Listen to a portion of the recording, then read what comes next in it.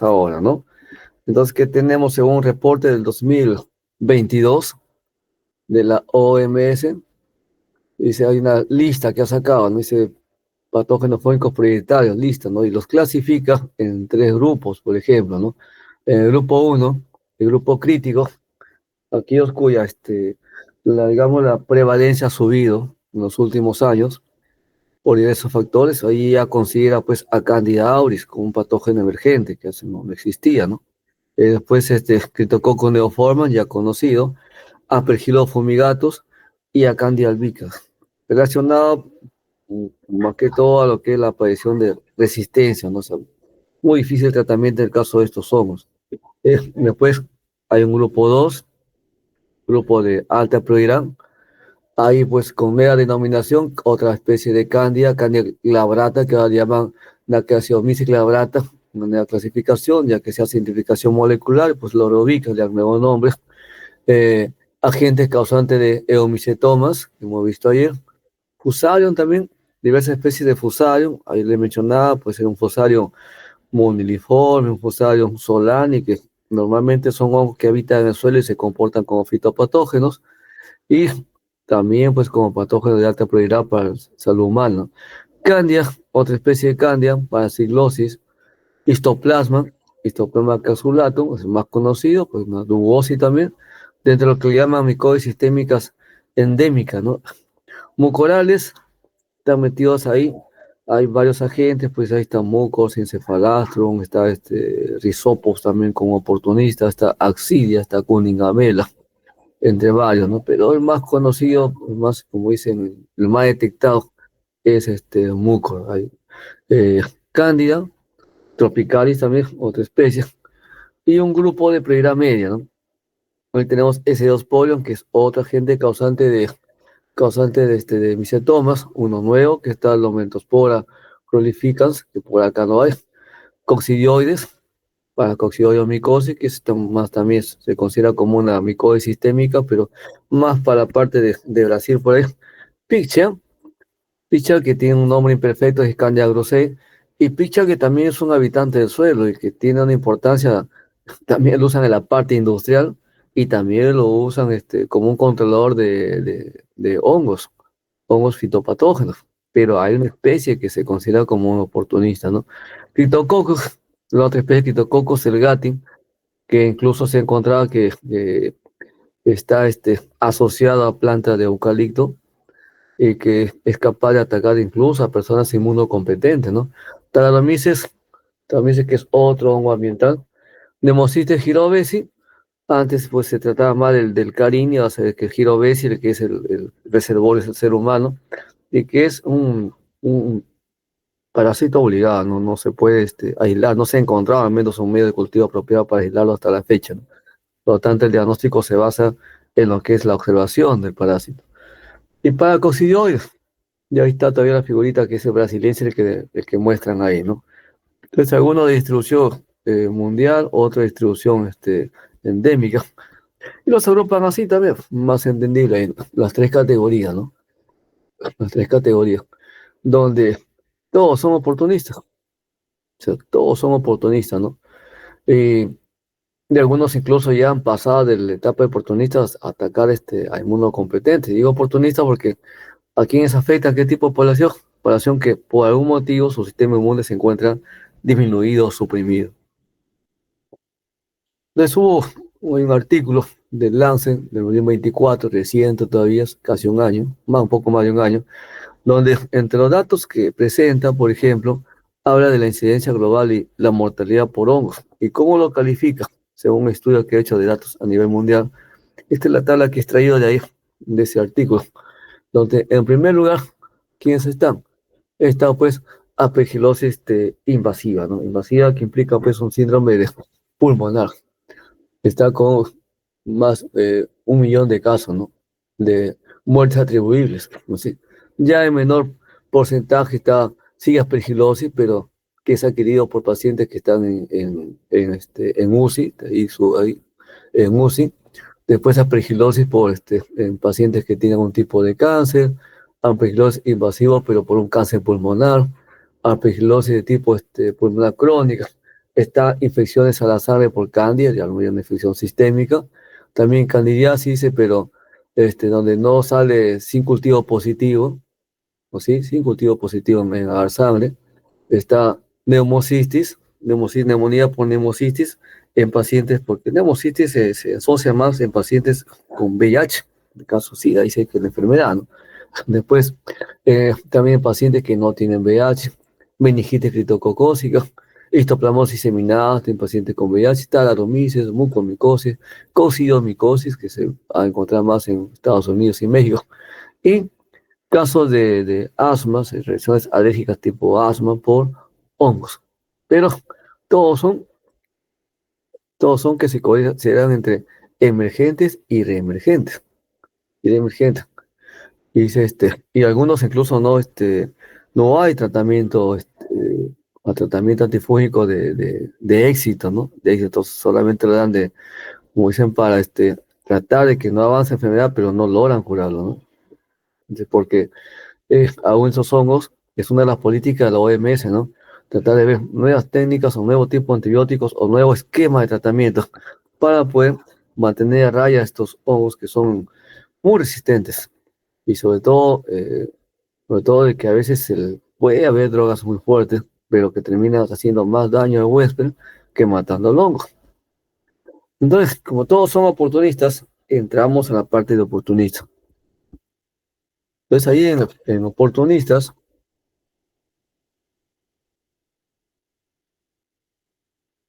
¿quién se llama oportunistas? Micosis producida por Homo saprófitos o saprófilos. Literalmente, casi todos, excepto uno, que es, por ejemplo, el Pneumocystis carini, el Girovesi, creo que es el ser humano, que su huésped es el hombre, después Candia, que también te es el ser humano, pero casi todos, hablando de hongos que producen micelio, los filamentosos, porque producen micelio, casi todos son hongos que habitan en el medio ambiente, que lo podemos encontrar incluso hasta en el hogar, ¿no? Hacemos un plaqueo ambiental de un sitio de trabajo, un espacio de trabajo, un espacio donde ustedes en su hogar, y de hecho le van a crecer hongos ahí, porque en todos sitios siempre hay polvo, polvo que viene del exterior, lógicamente, ¿no? Entonces, ese polvo que se acumula, ahí vienen las esporitas, porque estos hongos donde viven, ¿no? Les que viven en la casa, bien en sitios donde hay materia orgánica en composición, son saprófitos, siempre allá afuera, por una vez cerca de una avenida, tiene una planta por ahí, un jardín cerca, hay viento, abrimos la ventana para que se ventile y por ahí entra, ¿no? Y si la habitación la tenemos cerrada, ya hay humedad, entonces eso también permite que puedan crecer, sobre todo si por ahí hay un tipo de sustrato, por ejemplo, con una pared húmeda, con hojas que están ahí guardadas mucho tiempo, y por X motivo le puede caer algo de humedad y los hongos con mucha facilidad proliferan, sobre todo aspergillos, ¿no? Sobre todo eso. Entonces, estos en condiciones normales, no, condiciones normales, ¿no? Como digo, algunos tipos de Cocos gati pueden ser capaces, pero la mayoría es necesario dos cosas. Uno, paciente inmunocompetente, y dos, que este hongo ambiental sea capaz de crecer también a 37 grados centígrados. Si no cumple ese requisito, a lo mucho lo que nos puede ocasionar es una reacción alérgica, ¿no? Una aspergilosis pulmonar o una aspergilosis por rinitis, por ejemplo. Condiciones, soportar temperatura de 37 o 36.5. Capaz de realizar cambios bioquímicos en los pelos, significa que el hongo tiene que ser capaz de poder adaptarse a ese nuevo ambiente para poder desarrollarse. Implica también esa adaptación la parte fisiológica y la parte morfológica. Eh, Tener factores de virulencia, enzimas, factores que le permitan adherirse al tejido, a la mucosa, por ejemplo, y así. Entonces, hay factores predisponentes, claro. No son todos, pero sí son la mayoría. Por ejemplo, un proceso debilitante, TBC, ¿no? Y la TBC se relaciona mucho con el complemento que es la aspergilosis. Personas que sufren de TBC quedan pues las cavidades en el pulmón, que personas quedan disminuidas en la parte inmunológica. Y ahí con mucha facilidad puede entrar un aspergillus, sobre todo tres que están metidos por ahí, el Flavus, el Fumigatus y el Clavatus, y hasta un Niger se mete por ahí. Y como es una zona rica en oxígeno, y los aspergillus estos son aerobios por excelencia, entonces comienzan a crecer, ¿no? Y le producen una sintomatología muy parecida a una tuberculosis. De ahí que a veces un médico, quizás con poca experiencia, puede confundir el diagnóstico y se recayó con TBC, más droga le meten para TBC, ese pool de antibióticos que hay, y lo que están haciendo es debilitarlo más y facilitando que el hongo se extienda más, y de ahí puede pasar incluso a una fase sistémica, ¿no? La diabetes, la senectud de edad, niños prematuros, también inmunodeficiencia primaria adquirida, el exceso de antibióticos, antibiótico-terapia, el exceso de corticoides, de corticoterapia, sobre todo estamos con gripe, personas con gripe, toma muchos antiinflamatorios, y son corticoides que también se consumen dentro de un laxativo en exceso, implica que le van a comenzar a afectar la médula ósea, por ejemplo, ¿no? Por ejemplo, trasplantes, que también un trasplante implica también que hay que suprimir para evitar reacciones adversas por parte del cuerpo, ¿no? El rechazo, ¿no? Cateterismo, el uso de sonda, por ejemplo, personas que están con problemas para orinar, o bien de una operación, ponen un catéter, una sonda, que puede entrar también un contaminante. Por ejemplo, cándida es el más frecuente, si es que no hay bacterias. Otros, drogadicción, quemaduras, una quemadura implica pues se destruye la parte de la piel, que es un tejido de defensa pasivo, y queda expuesto el músculo, y por ahí puede tranquilamente caer, bueno, caer quemado, caer un mucor, por ejemplo, ¿no? Eh, Empezamos con candidosis, infección micótica, dice, primaria o secundaria, causada por miembro del género Candida.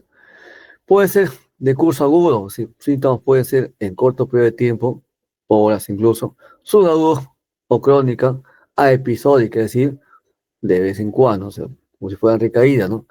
¿Dónde puede estar localizado? Nosotros recordemos que somos reservorio natural de cándida, tenemos cándida de forma natural en la boca, en los órganos genitales, pero que su proliferación está controlada por la misma microbiota que está viviendo en esa zona, desarrollándose de forma como comenzado. Entonces tenemos en boca, garganta, piel, cuero cabelludo, vagina, dedos, uñas, bronquios, pulmones o el tracto gastrointestinal, ¿no? Pero puede llegar a convertirse, no está localizado, ¿cierto? Puede causar lesiones localizadas, también es cierto, pero puede llegar a diseminarse a través de la sangre, por ejemplo, y causar una candidemia o septicemia que le llaman. Incluso llegar a afectar el corazón, o llegar incluso hasta el cerebro. Es decir, ya es una forma sistémica. Ya es más difícil poder controlarlo, ¿no? Eh, la especie más común es Candida albicans, lo que más se encuentra en selecciones Candida albicans, 40-85%. Está resurgiendo Candida albicans, por eso le considera una enfermedad reemergente a Candida albicans. Después hay otros, la distribución mundial, hay otros como Glabrata, Tropicalis, Crusade, Bacillus, Guillermondi, Pseudotropicalis, y la última que se considera como emergente, Auris porque se le aisló de la oreja de un paciente japonés hace más por el 2009 más o menos. Y todos están en todas partes y se producen en forma natural en ser humano, porque, repito, porque somos reservorios, ¿no? Como politas, hay de fuente de infección en el ser humano, donde se encuentra, ya lo hemos explicado, tracto intestinal, respiratorio superior, boca, faringe, laringe, mucosa genital, escasamente, puede estar en la piel, pero escasamente, escasa. ¿Qué más? El uso de anticonceptivos intrauterinos, por ejemplo, o un tratamiento con anticonceptivos aumenta su porcentaje. ¿Por qué razón? En el caso, ¿por qué razón? Porque este tipo de instrumentos o de químico como el anticonceptivo, que es una sustancia química, lo que puede hacer es que puede alterar, digamos, la estabilidad de la microbiota que está donde, que está pues en la vagina, porque hay un pH ahí que es el que mantiene controlado a la cándida para que se desarrolle en forma comensal, y ese pH es pH ácido, 74,5 más o menos, y el que proporciona ese pH de la proliferación de bacterias tipo lactobacillus. Entonces, cuando esta población de lactobacillus se ve afectada, y su número disminuye, entonces ahí donde pues el pH comienza a volverse menos ácido y cándida comienza a proliferar.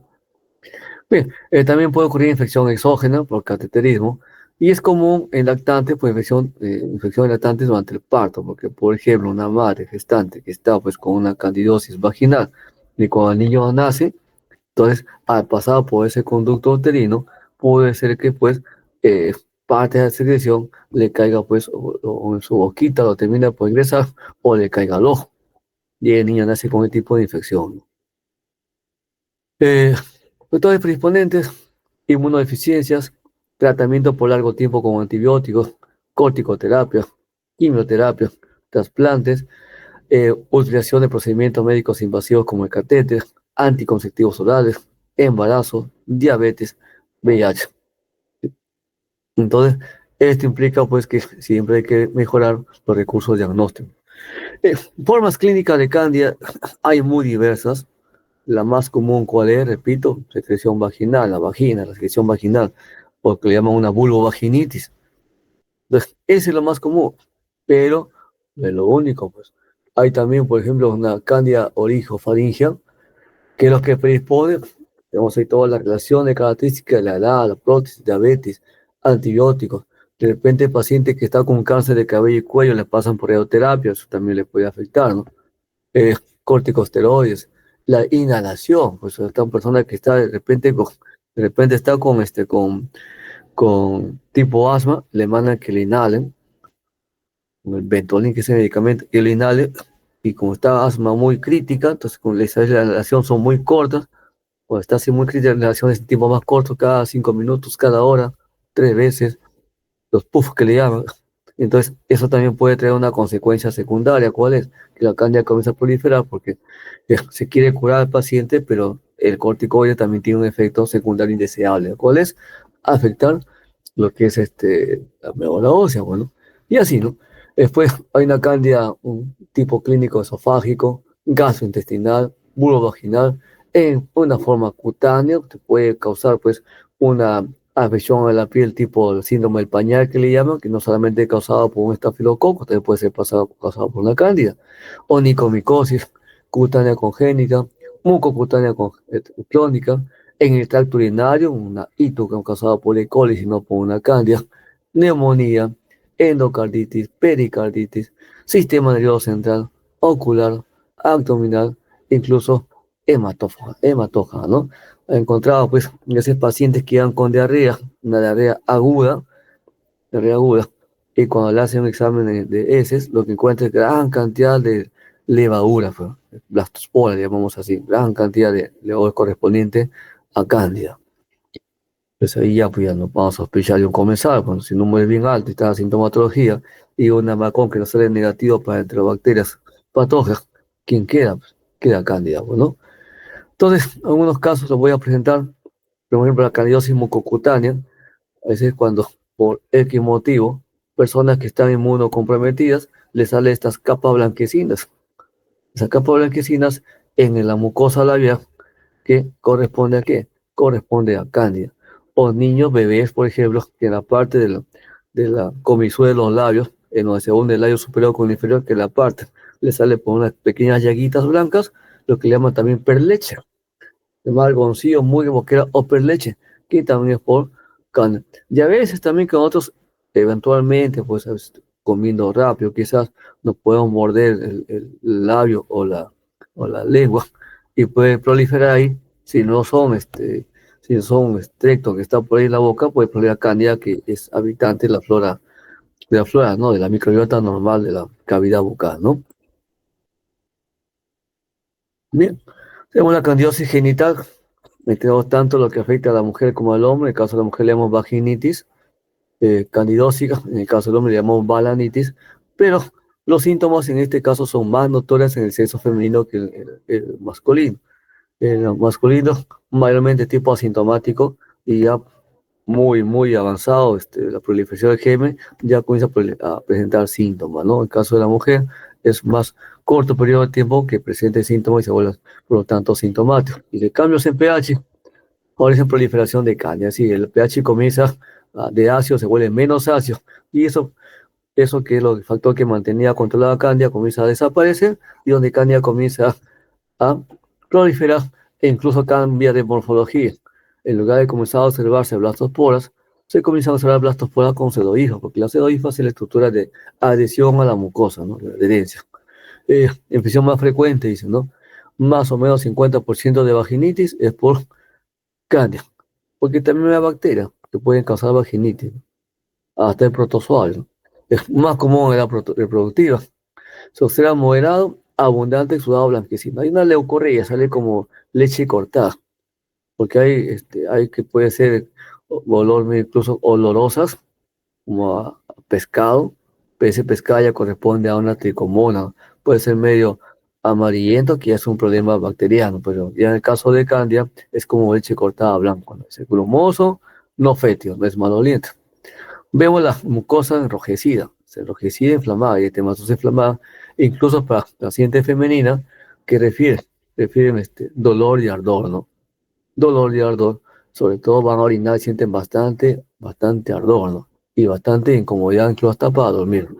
Y es posible que si no se controla a tiempo, incluso la infección sube y llegue a afectar el cuello uterino. El caso del hombre, dice, balanitis, inflamación superficial del glande del pene. Hay placas enrojecidas, pequeñas llaguitas que pueden ser micropústulas, erosiones y fisuras. Y a veces leucoplacas, placa blanquecina, ¿no? Y se atrae, vamos a verlo, fotografía por ahí. Entonces, en el caso de la candidiasis vaginal, se afecta anualmente a 138 millones de mujeres. Se, se reporta que alguna vez, al menos las mujeres, alguna vez en su vida la han sufrido. La especie más común es Candida albicans, pero también puede por ahí ocasionar menos porcentaje, glabrata, bacillosis, ¿no? Y se cree que aproximadamente 75% de las mujeres desarrollarán candidiasis vaginal al menos una vez en su vida. Lo lamentable es cuando uno puede ver, converso con gente en el área clínica, lo lamentable es cuando se puede ver eh, candidiasis en niñas, ¿no? Niñas adolescentes, 10, 12 años, y están con su problema. ¿Cómo aparece por ahí? Bueno, uno puede pensar muchas situaciones. Y tenemos, por ejemplo, de la leucorrea, aquí la secreción blanquecina como leche cortada, cuando le hacen ya un análisis más interno con un espéculo, ven ustedes acá estas placas blanquecinas con bastante proliferación, ¿no? Y en el caso del hombre, hay una inflamación del glande. Son enrojecimientos y presentan pequeñas erosiones, fisuras que le llaman, y pequeñas placas blanquecinas. Por aquí algo, pequeñas blancas blanquecinas. Incluso puede avanzar y hasta en el mismo pene, pene, hasta ahí pueden presentarse placas blanquecinas ahí, ¿no? Y que le refieren dolor, ¿no? Al paciente. Este es el caso de un paciente diabético. La otra forma clínica, candidiasis del tracto gastrointestinal, que produce como síntomas esofagitis, gastritis, más extremos, peritonitis y la diarrea, ¿no? Y esto también se presenta con frecuencia, no tanto en adultos, lo vemos en niños. Hace una endoscopía y ven ustedes en el interior de la mucosa intestinal esta placa blanquecina que corresponde a candidiasis, aquí en menor cantidad. También hay una forma pulmonar de tos con expectoración y en un paciente que está inmunocomprometido le hacen una placa radiográfica y ven puntos como panal de abejas, pero puntos blanquecinos que corresponden a zonas que son afectadas dentro del pulmón por ese tipo de microbios. Después de la candidiasis cutánea, hay muchas presentaciones también, la que se llama la intetriginosa, porque se presenta en los pliegues que puede ser el que está entre los dedos de las manos, dedos de los pies, en la axila, parte de la ingle, umbilical, ¿sí? Intersumamarios, interglúteo perianal, del área o pañal, ¿no? Por ejemplo, así, entre mamarios, vemos esta zona enrojecida, con una visión por Cándida. El síndrome del pañal, ¿no? No siempre es por estafilococcus, no siempre, ¿no? No siempre es un problema bacteriano. También puede ser un problema por levadura, en este caso aquí, Cándida. Aquí, por debajo de los testículos, también, esta zona enrojecida, con placas escamativas en la zona periférica, por Cándida. Igual acá, ¿no? Igual acá, intertrigo, pues, digital. También, cuando hablamos de onicomicosis, le expliqué que Cándida también puede producir, por ejemplo, una paroniquia, se afecta a la uña y el tejido circundante, la piel tendría a presentar inflamación, lo que le llaman una paronychia. Y en unos casos puede ser incluso hasta pigmentación de la uña, ese color verde, que lo vemos este verde azulado, ¿no? Hay también una cantidad sistémica o profunda. Ya ahí tenemos la parte diseminada, puede llegar a afectar el tracto urinario, llegar hasta el corazón, el cerebro, diseminarse por sangre y afectar más órganos. Lo que le dice acá, vemos en la fotografía, aquí dice micosis invasora, todo lo que puede afectar. Entonces ahí son casos más difíciles de controlar, más difíciles. Infección del tracto sanguíneo, candidemia, son potencialmente mortales, una alta tasa de mortalidad, por eso es más difícil de controlar ese tipo de distribución de este germen, sobre todo teniendo en cuenta pues que los antimicóticos son más fuertes que los antibacterianos. Si ya una bacteria es complicada de controlar, una fungemia es mucho más complicado, ¿no? Y se estima que alrededor de 1.565.000 personas tienen una candemia cada año y más de la mitad mueren, ¿no? Todo va a depender qué tan rápido lo detecta. Ahora, para el diagnóstico de laboratorio, que de nuestras muestras, exudado, escamas, sangre, esputo, secreciones, no está ahí, es exudado, orina, líquido cefalorraquídeo. Entonces, como las blastoporas estas no son tan pequeñas, a 40x se pueden ver, ¿no? En algunos casos, unos lo hacen directo, pero de un exudado escama, lo pueden ver directo con KOH, 10%, que buscan blastoporas y pseudohifas, ya con son tipo de muestras, como de repente es orina, líquido cefalorraquídeo, de repente sangre, o quizás esputo, aunque el esputo también se puede tratar a 40. Entonces, lo que se hace es tinción, preferencia, gran IVA, gran IVA. Entonces, hay que tener en cuenta que cuando una muestra es piel y huella, no vamos a encontrar pseudohifas, y no va bien gran proliferación de ¿qué? Proliferación de blastos. Pues, pseudohifas lo veremos principalmente cuando son muestras internas tipo una secreción vaginal, ¿no? Vemos así, aquí lo que está, la foto viendo completa, me ciño lo que está en la parte izquierda. Estas son pseudohifas, y aquí las blastosporas, gran negativas, se comportan como gran positivas. Aquí, más en detalle, están las pseudohifas con, es en correlación, ¿no? Con sus blastosporas. Esto yo lo puedo colorear a gran, e incluso lo puedo hacer así coloreado a 40x. Le pongo una laminilla encima, le hago montaje, bueno, es para fin de investigación, ¿no? Le hago montaje y lo puedo observar incluso a 40x. Sí, sí, cuando se trata de fines de investigación, ¿no? Ya tengo mi lámina conservada de mi Candida pseudohifas para verlo cada vez que quiera. Porque a veces uno guarda láminas como referencia y ¿qué resulta? Pues resulta pues que cuando cada vez que le agrego el aceite para poder observar así y después le limpio el aceite, voy despintando, cuando pasa el tiempo ya ni siquiera lo veo lindo, lo veo bastante, bastante tenue, ¿no? Y para evitar eso se puede hacer un montaje y colocar una laminilla encima y se conserva a 40 más. Le digo porque así tengo láminas conservadas de esa forma para que docencia. Para, para identificación, puedo aislar el germen, puedo aislarlo si lo veo en fresco, en buena hora, pero puedo aislarlo. Y para aislarlo, hay que tener en cuenta las dos características, la parte macroscópica y microscópica.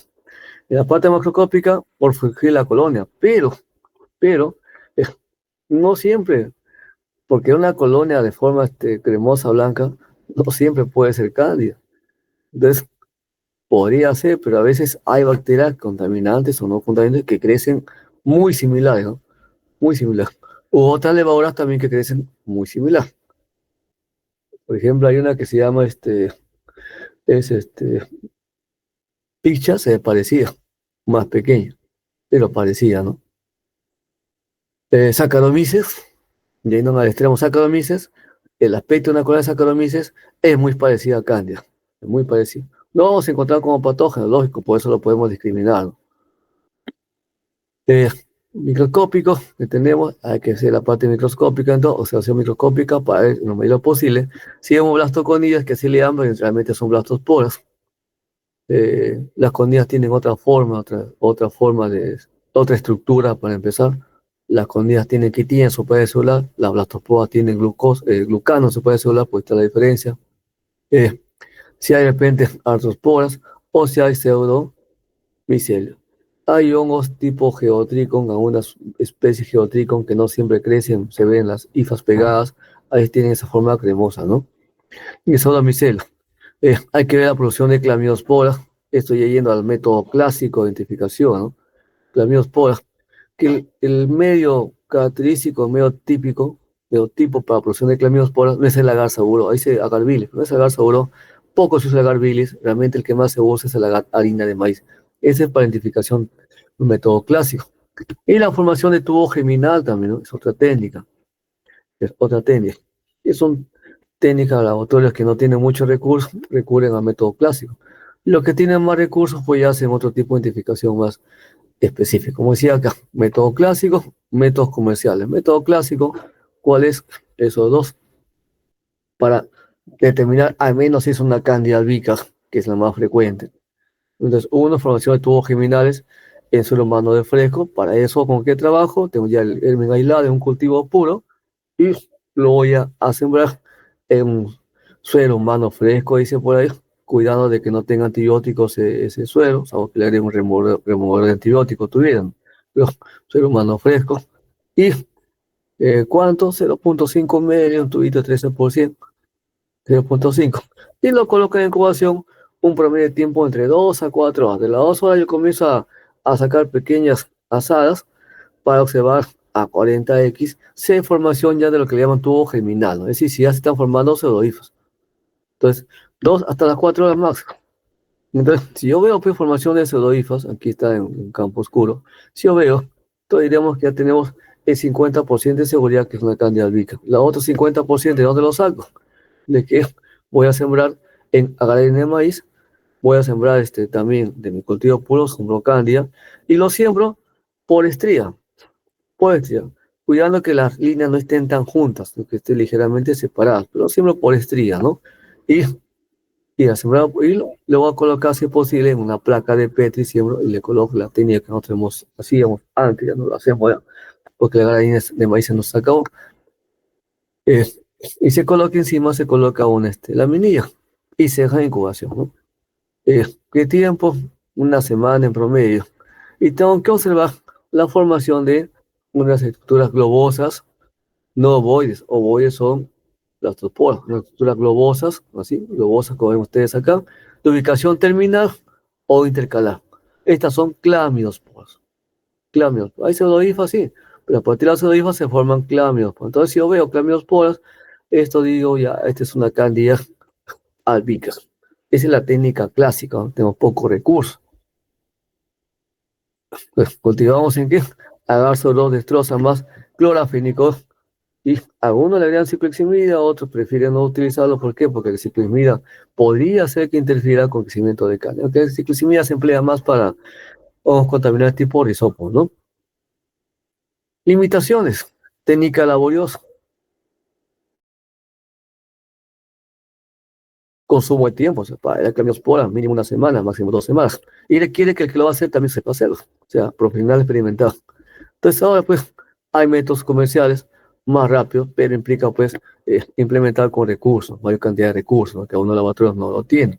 Entonces prefieren irse más al método clásico. O en todo caso, llegan las muestras más comunes que llegan a un laboratorio son secreciones vaginales. Es un preparado con KOH, un protis, un colación con gran, ven pseudodifas y ahí cierran. Por lo general, ahí cierran. Salvo que les pidan pues un antibiograma, ahí sí pues aislarán y obtendrán cultivo puro para hacer pues un enfrentamiento antibiótico. Y si tienen pues la plaquita de un semiautomatizado o de un automatizado, de todo de un automatizado tipo MyScan, ahí nomás en hacer tu antibiograma para la levadura, ¿no? Porque ya viene ya solamente para agregar la suspensión y hacer la lectura, ¿no? Más rápido, pero es el costo también los reactivos, ¿no? Eh, Métodos comerciales simples, rápidos, fácil lectura e interpretación. Objetivos, facilitar el trabajo, ampliar el espectro de diagnóstico, mejorar el diagnóstico, identificación rápida, no tiene que dar tanto tiempo, 24 horas para el aislamiento, 24 más para lo que es antiograma, y no, cultivo puro y 24 más 3 días lo tienen ya.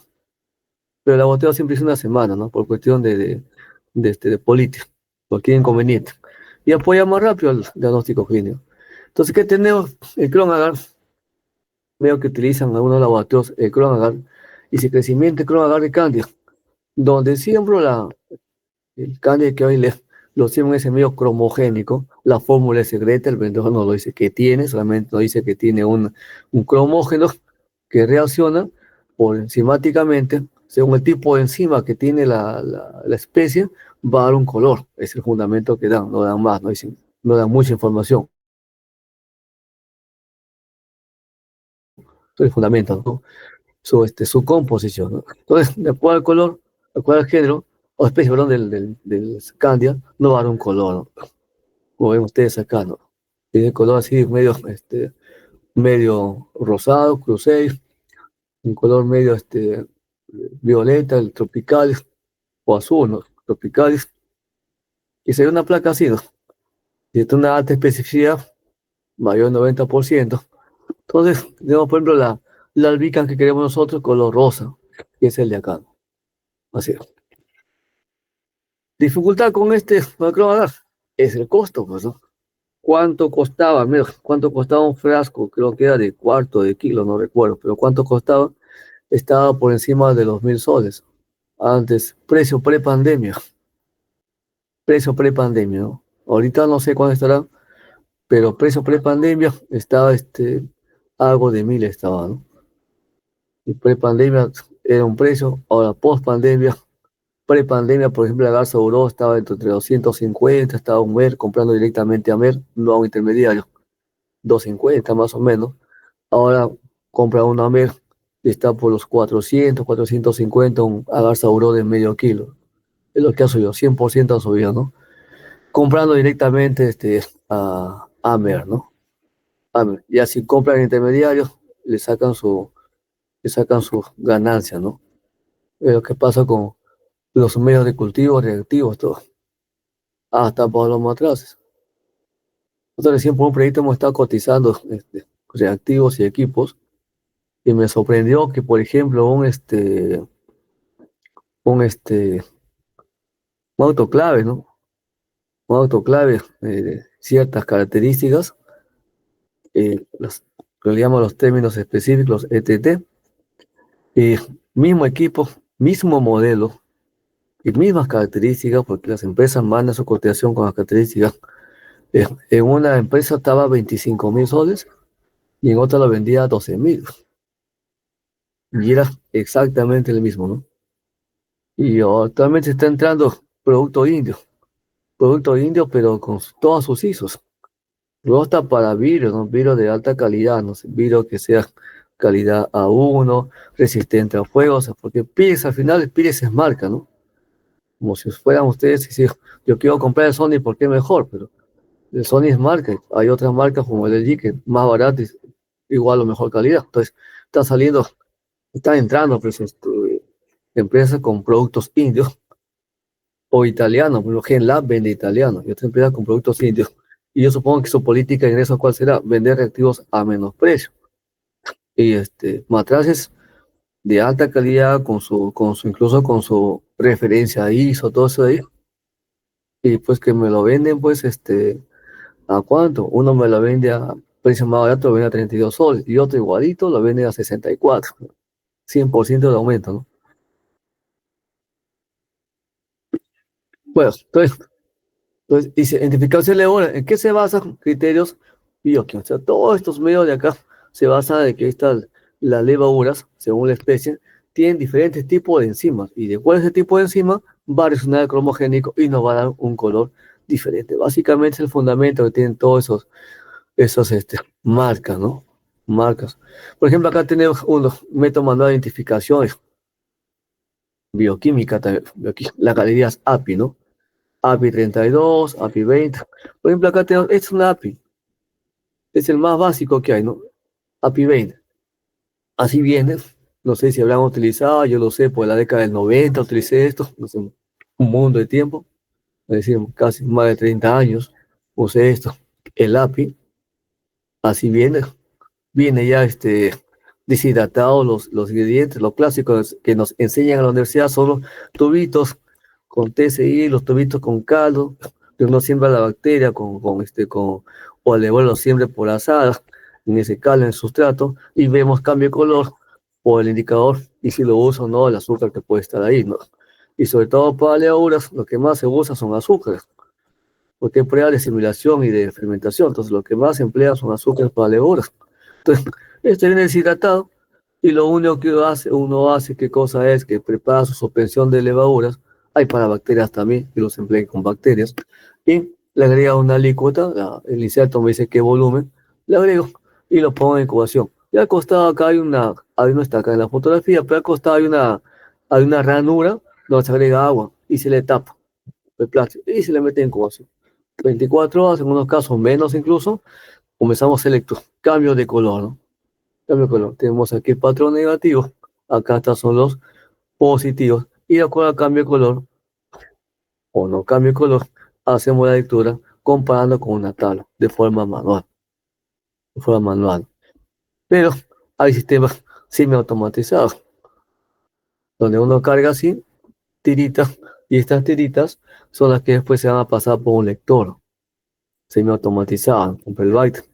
Y hay más modernos, más rápidos, pero esto es una prueba de asimilación de azúcares, ¿no?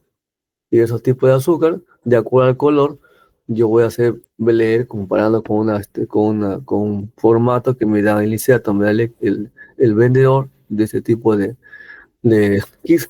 Voy a ver si es positivo o negativo, ¿no? Y está incluso aquí me da la cantidad de cómo preparo los binóculos, con el Mafalda, la cantidad que le agrego por pocillo, 135 microlitros. Aquí tengo que trabajar ya con una micropipeta así o así, ¿no?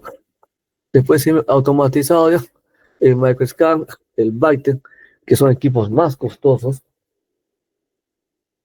Laboratorios pequeños es más complicado que lo pongan aquí por el costo. O que hay laboratorios grandes que incluso lo compran por comodato los equipos. Y el Microscan, lo que ven ustedes acá, acá hay bandejas, lo que le llaman paneles. Todos esos paneles es donde tienen ya los reactivos deshidratados y ya agregan la suspensión del germen, ¿no? Incluso hay paneles para antibióticos también, ¿no? Para el caso de levaduras, para mohos no hay, solamente es para el caso de levaduras, tipo cándida. Entonces, lo que hay en incubación. Luego, en la máquina lee, tiene un lector de color, tipo fotocolorímetro, tiene un lector de color, y de acuerdo a ese lector, lo pasa por una base de datos porque está conectado a una computadora, ¿no? Y la computadora nos arroja el porcentaje de probabilidad de quién es. 99.9 que sea fulano de tal, de acuerdo a su base de datos que tiene, a su base de datos que tiene, ¿no? Entonces, aquí sí hay que tener en cuenta que como son equipos del extranjero, la base de datos va a ser de bacterias o levaduras del extranjero, no de acá, ¿no? Entonces, eso sí es cuestión de también de actualizar, ¿no? Actualizar. Después también hay pruebas de sensibilidad antifúngica, hay varios métodos, por ejemplo, tenemos dice, pruebas así de lo clásico, ¿cuál es? El agar, un agar saburo, más que todo hacerlo porque mi virginto es para bacterias, y se le coloca pues un disco con antifúngico, es una forma. El otro es el ET, que le llaman. El ET es una tira con antifúngico con diferentes concentraciones, ¿no? Y con eso, y de acuerdo a eso vemos donde se forma el halo más grande, entonces a esa concentración es que es más susceptible, como si fuera pues una CMI, ¿no? Pero mentira. El otro es los paneles que decía a ustedes, paneles donde los antimicóticos ya vienen deshidratados, nosotros solamente agregamos la suspensión de la levadura, y estos paneles los que colocamos en un microscan. Y es la máquina la que hace todo el proceso de incubación y lectura y nos arroja el resultado a la base de datos. Por ejemplo, así, o es un disco o es una tira de ETs, ¿no? Y aquí vemos varias concentraciones, como si fuera una CMI, ¿no? Entonces, aquí vemos que en 32 se ha mejorado por ahí, ¿no? Sí, como si fuera un CMI, LTs, ¿no? Hay otras formas también de diagnosticar por serología, dice para caos sistémico, ¿no? Puede ser precipitación, presión de complemento, eh, inmunofluorescencia directa o indirecta.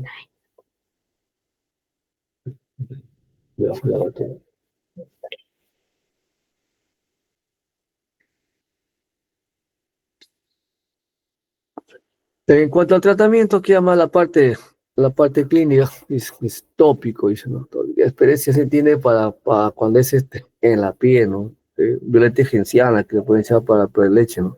Pero ese es bastante cuidado, porque si crea un niño, el niño lo puede pasar su lengüita y puede intoxicarse, podría hacer eso, ¿no? Que es diferente de un adulto, ¿no? Después el uso de ungüentos, si tenemos la parte en la parte cutánea, cremas, óvulos, cremas vaginales, por ejemplo, cuando ya de repente un problema de secreción vaginal, una vulvovaginitis. El otro es el sistémico, es más efectivo, lo que refiere que es más efectivo. Y ahí tiene pues a un azol, que toconazol, itaconazol, fluconazol, o la anfotericina B, pero siempre tener en cuenta que la anfotericina B es hepatotóxico. Entonces su uso ya es con bastante cuidado y monitoreo médico, porque es hepatotóxico, ¿no? Eh, el sistémico, de hecho, es más efectivo. Pero el problema, ¿cuál es? El problema es que es hepatotóxico, ¿no? Entonces no se puede aplicar por mucho tiempo. A diferencia si aplicados un ungüento que es de ubicación localizada, pues, ¿no? Pues aquí, el que destaca últimamente, ya hay reportes de Lima o Trujillo, no he encontrado artículos publicados, debe haber quizás, pero en los hospitales ahí se queda la información, no lo publica. Tenemos a Candida auris.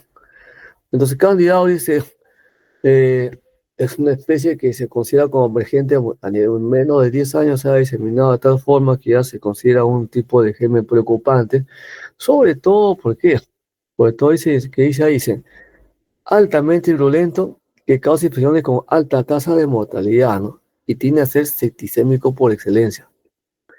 Gran potencial de transmisión entre individuos y entornos contaminados por su facultad para evadir las acciones terapéuticas actuales. Es decir, es muy resistente al tratamiento conocido. Y el otro problema, es muy difícil de detectar por métodos convencionales. O sea, hay un macroscan no nos sirve. Se ha encontrado, se ha hecho estudios, tamizaje, y han visto que un macroscan, por lo general pasan como, lo confunden con otras especies de cándida, o hasta con la albica, ¿no? Y no detectan que efectivamente es pues el Auri, ¿no? Y por considerar capacidad para supervivencia, de supervivencia en el medio ambiente. Entonces,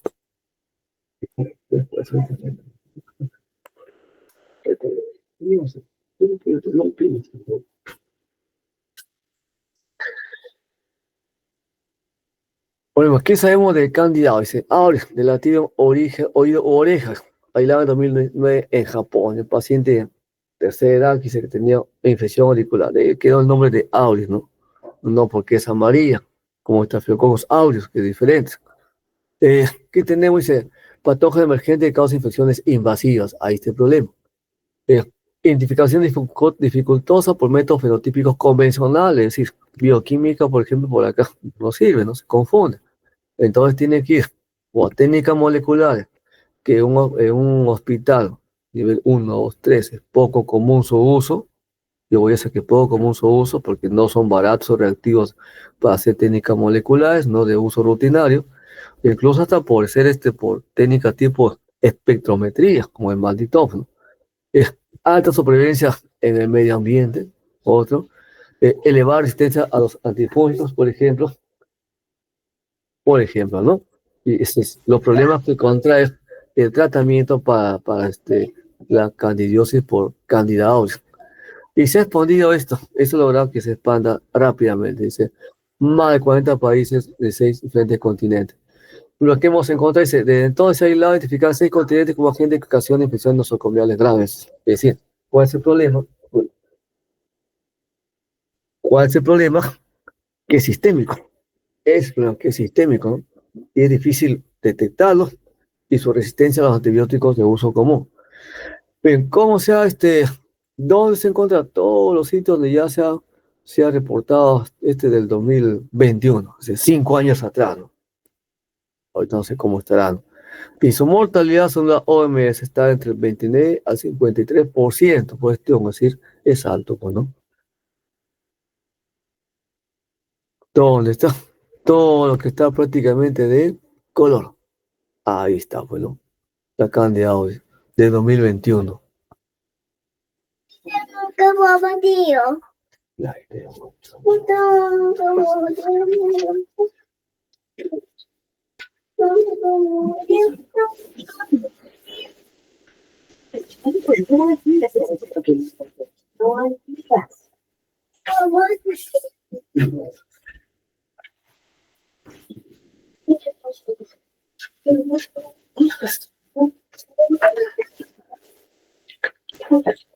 Entonces, ¿qué son factores determinantes para esa patología por cándidas?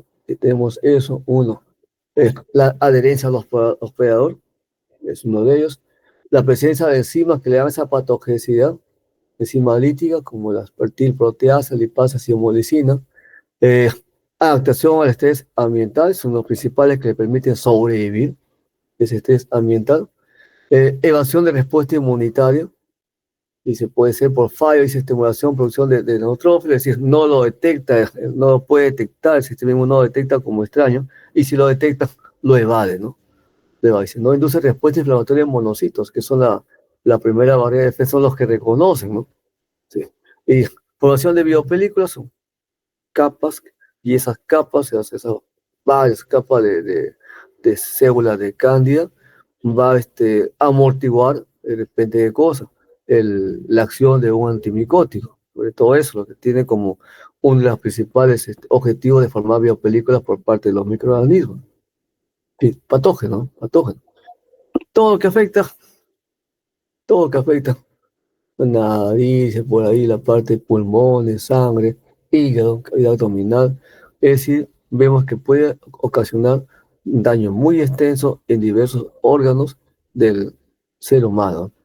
Y si a eso se suma su virulencia, que es alta, su resistencia y su evasión del sistema inmune, entonces por eso se complica bastante su tratamiento y por eso se le considera pues entre los patógenos emergentes, no reemergentes, emergentes, de gran cuidado, ¿no?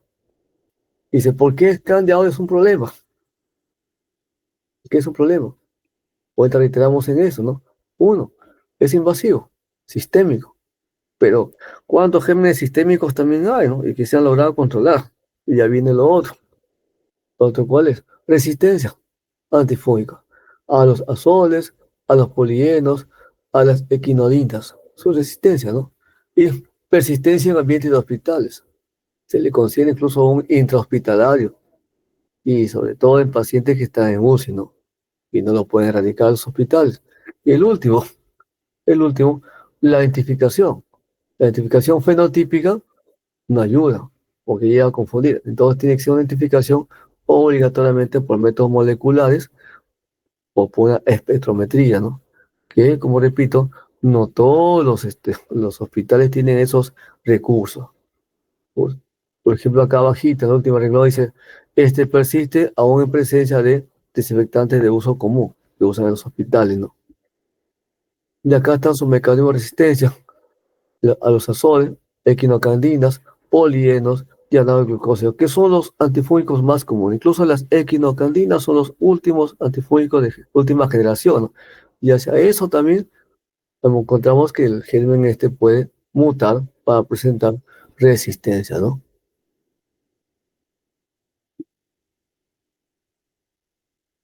Entonces se considera que uno de los principales factores que ha ocasionado pues la aparición de este germen es justamente el cambio climático.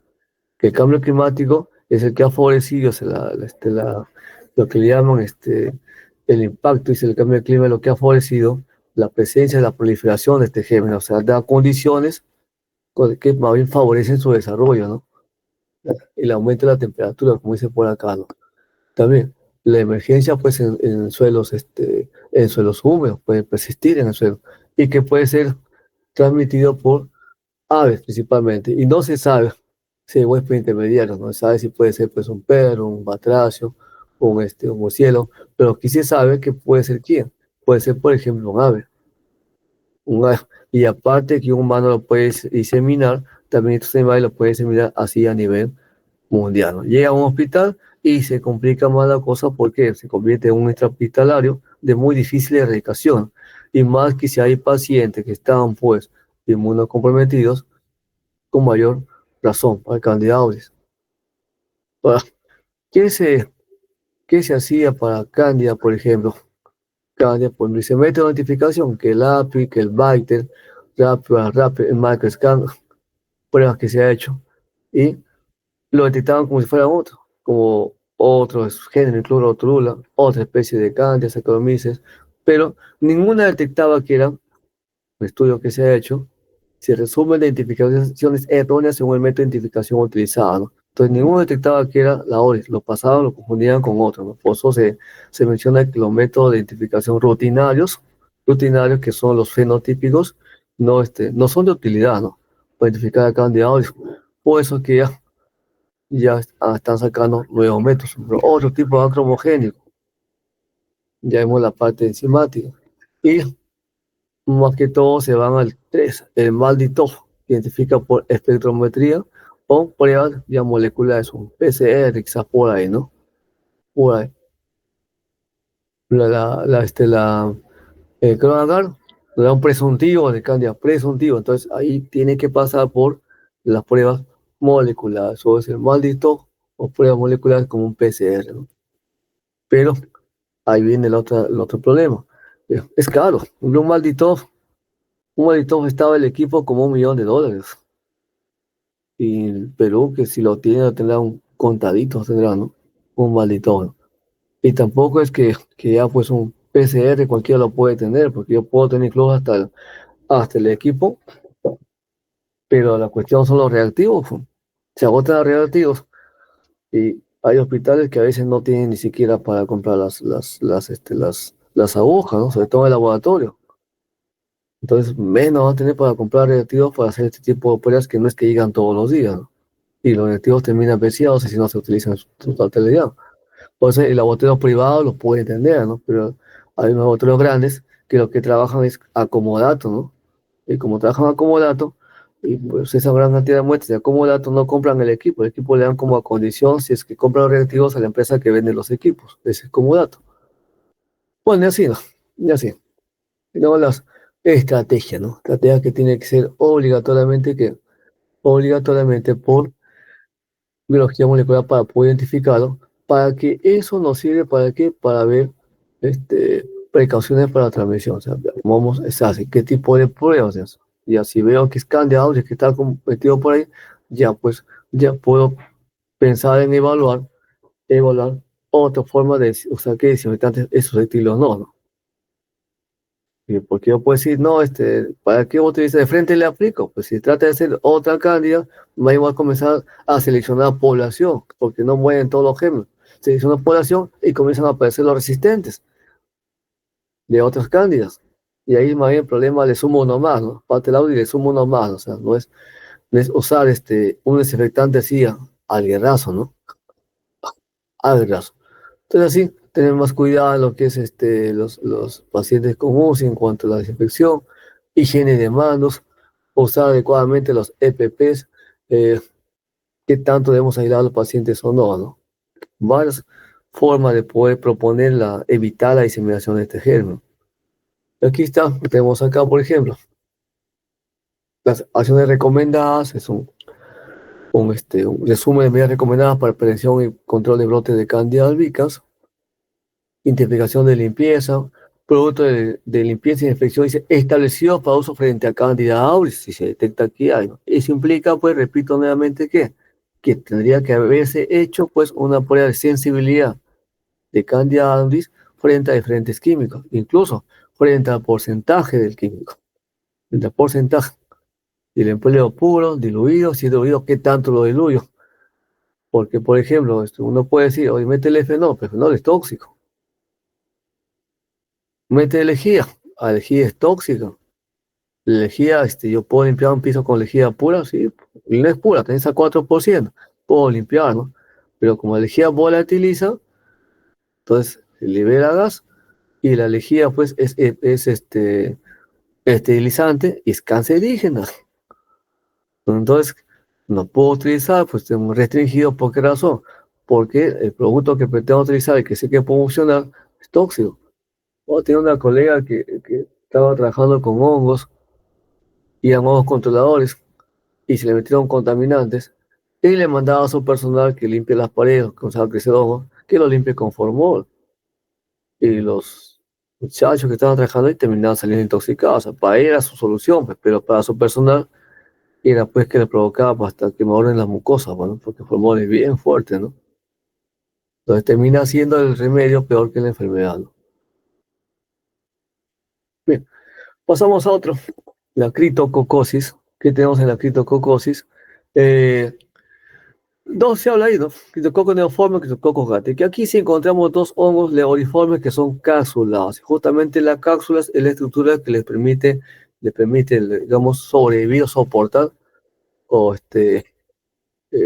les impide a los macrófagos poder fagocitarlos, porque la cápsula, la sustancia, es la estructura de patogenicidad de Cryptococcus, ¿no? Y es la que nos sirve también para el diagnóstico. Justamente eso, para un diagnóstico más rápido, ¿no?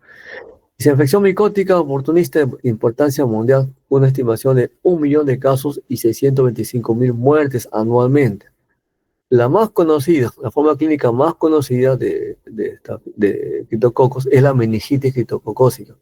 Sí, forma más común de meningitis fúngica, especialmente en personas inmunocomprometidas. No sé, me acuerdo que en la década del 80, cuando recién apareció el VIH, se le relacionaba mucho pues, paciente con VIH, paciente con criptococosis y hasta la fecha se mantiene eso. Entre varias infecciones que pueden ocasionar a una persona con VIH, y tenemos la neumocitis también, entre otras, ¿no?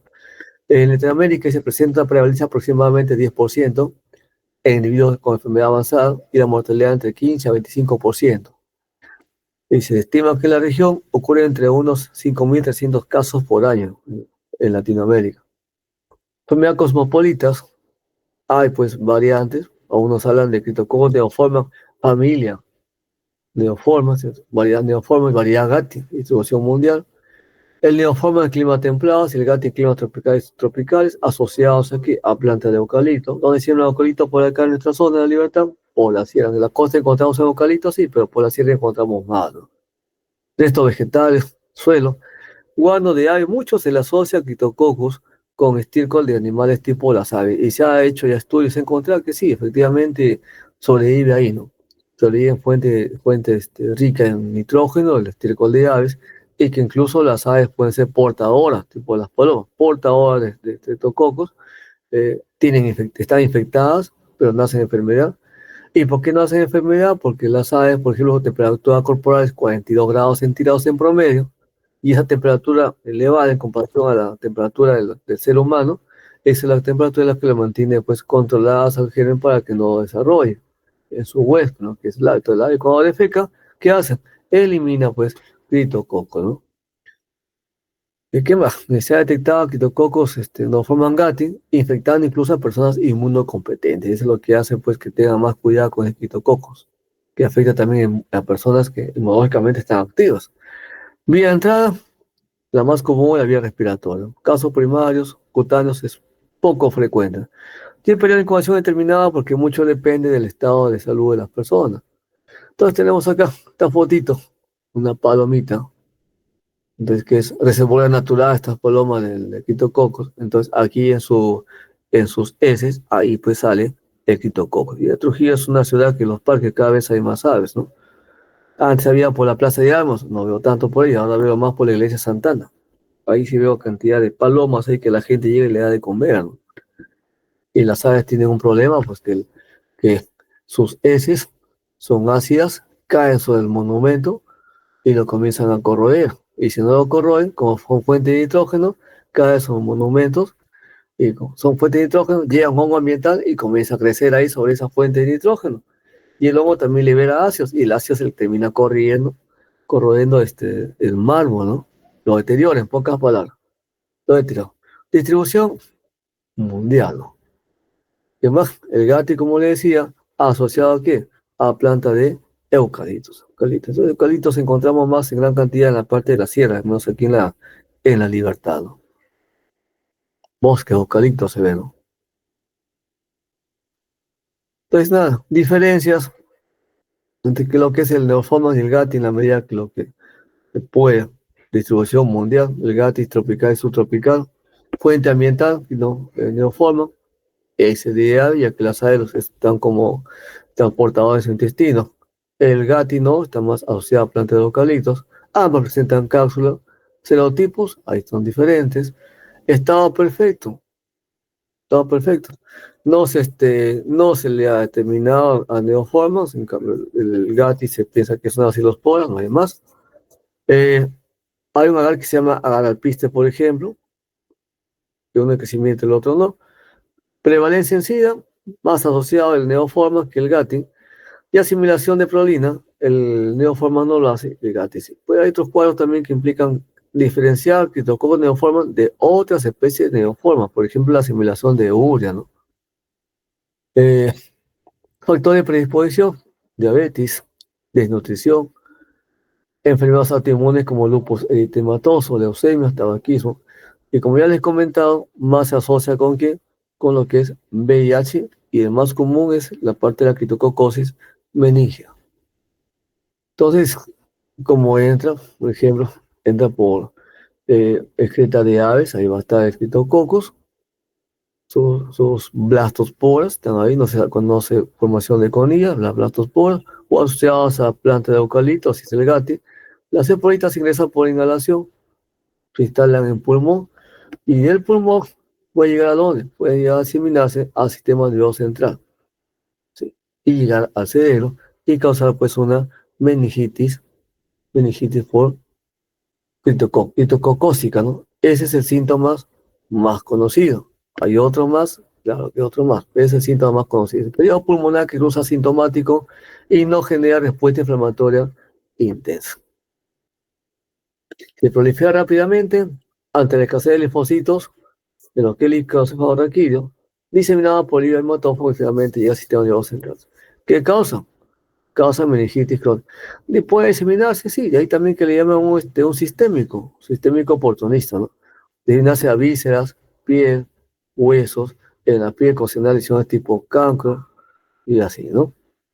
El GATI tiene esta ventaja, como dice por acá, presenta menos respuesta inflamatoria y eso le permite evadir la respuesta inmune, por lo cual se considera más virulento, ¿no? Sobre todo que afecta, como repito, a personas inmunocompetentes.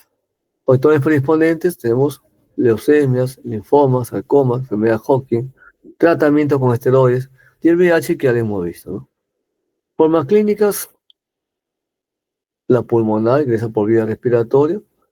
Sistema nervioso central, esa es la más común. Meningitis, meningocefalitis, criptococoma, diagnóstico bien reservado, personas más probables que mueran. Hay una forma cutánea que implica la formación de chancros en la piel, ósea, diseminada y ocular. Y ahí tenemos la forma cutánea, formación de chancros. Bueno, enrojecimiento de la piel con formación de chancros, hay inflamación incluso de la piel, la parte afectada, ulceración ya con necrosis ahí, y se está gangrenado esa parte del tejido, ¿no? Para la toma de muestra, para el caso de criptococosis, nuestra muestra que puede ser esputo, sangre, orina, líquido cefalorraquídeo, biopsias.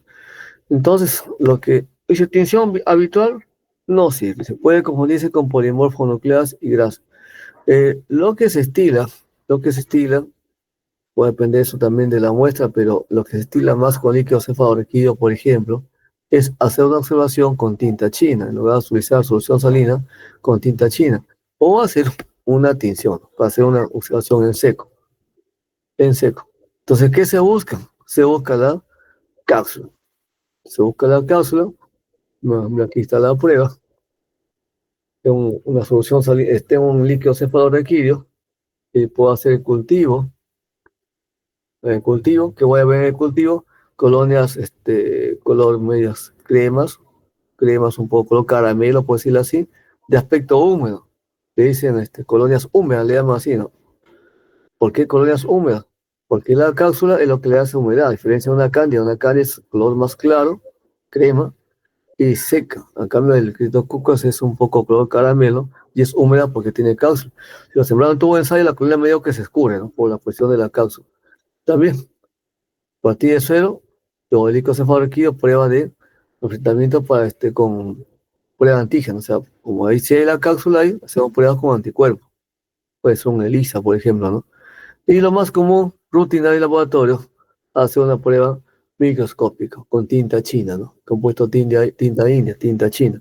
Entonces la tinta china, lo que voy a ver es la cápsula bien nítida. Entonces, por ejemplo, ya se trata con suelo que puedo hacer, el licocefalorraquídeo de orina puede hacer pruebas de inmunología, ya sea detectando antígenos o detectando anticuerpos, ¿no? Dice positivo 77 a 99% de los casos. Licocefalorraquídeo, y si la alteración son leves, pueden ver esto, ¿no? Ver esto, pero son indicativos, ¿no? Indicativos. Al final lo que nos da más el diagnóstico es la observación aquí de la cápsula, esta cápsula, que en tinta china se ve, claro, se ve en tinta china, ¿no? O aglutinación del látice positiva al 90%, o sea, es el más, como dicen por acá, es más alta su sensibilidad en comparación a la tinta china. Y así se ve, tinta china, ¿no?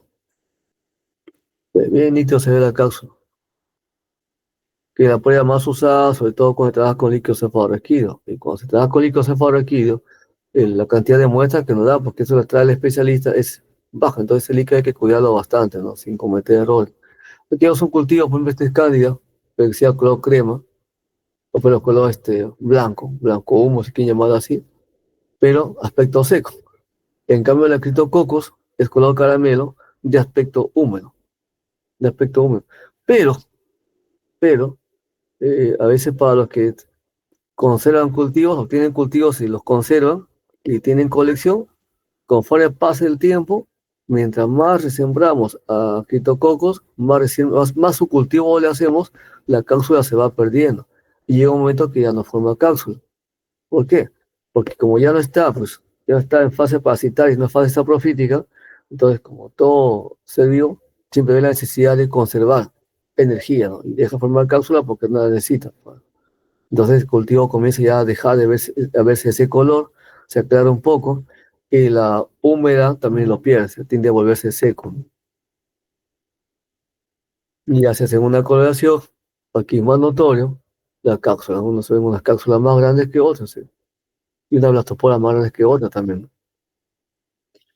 Para el cultivo no se estila, pero si lo hacen, bueno, ahora si les piden, por ejemplo, pero no se estila. Vemos acá, por ejemplo, esto es lo que decían colonias color caramelo, húmedas. Un tubo de ensayo, uno lo para el tubo de ensayo, lo que con exposición horizontal, vertical, y como que se escurre, ¿no? Por la presencia de esa cápsula. Que siembra, agasaburó, estatalebobura, ARBH sin antibióticos, como ciclosimida, porque la ciclosimida le inhibe, ¿no? En medios para cultivos de hongos, principalmente de los dermatofitos, sí se emplea cicloximida, pero para los que son levaduriformes, se recomienda no utilizar porque puede interferir con su crecimiento. Después, no demora mucho en crecer, 2 a 3 días de temperatura ambiente.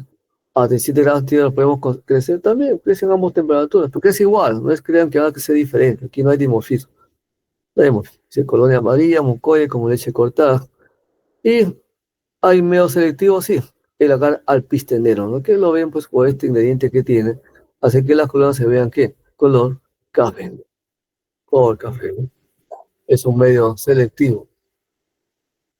Hay pruebas bioquímicas también, producción de ureasa, asimilación de azúcar, fermentación de azúcar. Otras pruebas que también puede haber complementarias, ¿no? Y para parasitología, que ya lo hemos visto, aglutinación al látex para detección de antígenos, inmunofluorescencia directa para detección de anticuerpos, y trabaja con antianticuerpos, y ELISA, ¿no? Si es una biopsia, corte de tejido, vemos así, ¿no? Aquí está la cápsula y la blastospora. Ese es con HI, debe ser eso, sí, con HI eso. Para prevención, ¿qué es lo que se termina por prevención? Tener cuidado con la cría de palomas, zonas urbanas.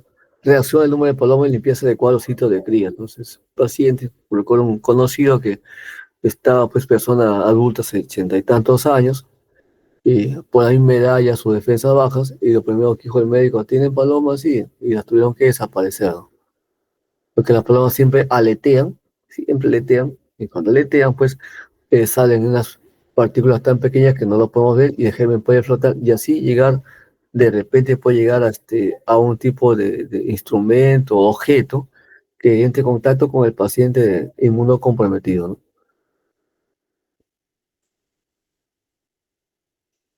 Lo otro, la aspergilosis involucra una enfermedad mayoría causada por especies patógenas oportunas. Entonces, acá dice, hay más de 1 millón de personas en todo el mundo que sufren de forma de aspergilosis invasiva, mayoría de ellas mortales. Más de 3 millones afectados con aspergilosis pulmonar crónica y 15 millones con asma fúngica derivada por infección por hongo. Es algo que llama la atención, por ejemplo, que uno puede de repente una paciente con tos frecuente, parece tuberculosis, uno procesa el esputo y en el esputo es posible ver las hifas bien tabicadas e incluso ver pues las cabezuelas aspergilares, las vesículas aspergilares, que ya pues me indica eso, me indica una colonización, ¿no? Ahí ya no es contaminación, me indica una colonización de estructura del huésped, ¿no? Especies más reportadas, Aspergillus fumigatus, clavatus, niger, flavus, terros, nidulas, glaucus, versicolor. Todo así ya lo encontramos en el suelo. ¿Le gusta sembrar plantas? Créanme que ahí puede crecer puede crecer incluso ¿cómo se llama? En el compost, en en el humus, todo puede crecer ahí. Recientemente a mí hace como 2 meses me pidieron que procese una muestra de una empresa que tenía problemas de aves. Estaba trabajando con un profesor zoólogo y a él le pidieron que haga la terminación de aves y que vea en esas aves pues defecaban mucho muchos en las hojas de plantas y en frutos de plantas de arándano, plantas de palto, ¿no? Y la empresa, como empresa exportadora, pidió que se procese esas heces, ¿no? Y no hemos encontrado tantos aspergilos. Lo que hemos encontrado más es penicilio. Y penicilio también es problema más por las micotoxinas. Los aspergilos también tienen micotoxinas, aparte de ser invasores, tienen micotoxinas. Pero si había un aspergilo, pues hay una que otra encontramos aspergilos. Y la morfología correspondía a aspergilos fumigatus, ¿no? Entonces la empresa, la pregunta era, bueno, ¿y qué hacemos? Bueno, ¿qué hacemos ahí? La respuesta es, ¿qué quieres tratar? Pues quieres tratar la causa o la consecuencia. ¿La consecuencia cuál es? Las heces que están con microbios. Pero ¿qué hacen limpiando si la causa sigue ahí? Pues, ¿cuáles son las causas? Las causas son las aves. Y como las empresas se manejan dentro de qué? Dentro y todavía zonas que están cerca de la parte de envase de la fruta, ¿no? Y como ahí también, cuando exportan, ahora las empresas cuando exportan se someten a un programa, a un, digamos, a un programa que se llama el Eurogat, GlobalGat, que tiene que ver con todo lo que es calidad.